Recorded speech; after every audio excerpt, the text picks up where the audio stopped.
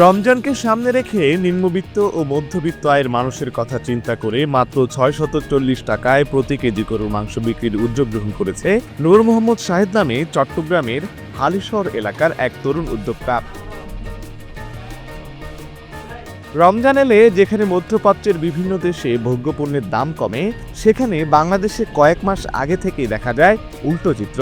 ব্যবসায়ীরা সিন্ডিকেট করে নিত্য প্রয়োজনীয় পণ্যের দাম বাড়িয়ে দেয়। তবে ব্যবসায়ী সাহেদের দুরন্ত বাজার নামের এই প্রতিষ্ঠানটিতে প্রতিদিন কয়েকটি গরু জবাই করে বাজার থেকে প্রতি কেজি প্রায় ২০০ টাকা কমে বিক্রি করায় ক্রেতাদের মাঝে স্বস্তি কাজ করছে।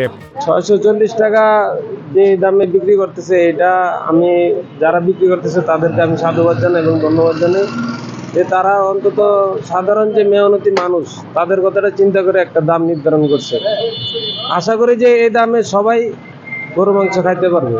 আমাদের দেশে তো আর সবাই সবকিছু কিনে খাওয়া সম্ভব না।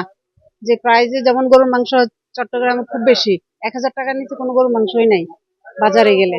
কিন্তু আমরা এখান থেকে যাই হাড়ে সহ মিলাই পাই, কিন্তু মাংস তো কিনতে পারতেছি কম টাকায় পাচ্ছি, ৬৪০ টাকা করে। বাইরের থেকে তো এখানে অনেক কমে আছে, সেজন্য তো হাসি দাঁড়িয়ে আছে। মূলত রমজানকে সামনে রেখে সাধারণ ক্রেতাদের ক্রয় ক্ষমতার মধ্যে ভোগ্যপণ্য পৌঁছে দেওয়ার পাশাপাশি ক্রেতাদের পাশে দাঁড়াতে এই উদ্যোগ, বলছেন তরুণ এই উদ্যোক্তা। আমাদের এখানে লস হওয়ার কোনো প্রশ্নই আসে না, তাহলে আমাদের লাভটা সীমিত হচ্ছে। যেখানে আমাদের অতিরিক্ত লাভ আসার কথা ছিল, মুনাফা আসার কথা ছিল, সেক্ষেত্রে আমরা কিছুটা মুনাফা পাচ্ছি। প্রফিটের দিকে খেয়াল না করে আমরা মূলত খেয়াল করতেছি এটাই, লাভ না হোক, যেন সাধারণ ক্রেতারা যেন আমাদের এখান থেকে ক্রয় করে খেতে পারে। সাধারণ ক্রেতাদের পাশে দাঁড়ানোর জন্য আমরা এই উদ্যোগটা গ্রহণ করেছি। আমাদের মূলত আমরা লাভের জন্য এটা আমরা করতেছি।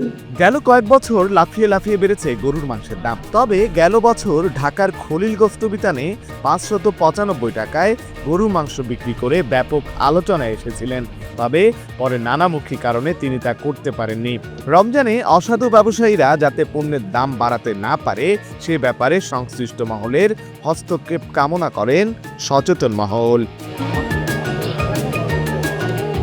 আশিক আরেফিন, প্রতিদিনের বাংলাদেশ, চট্টগ্রাম।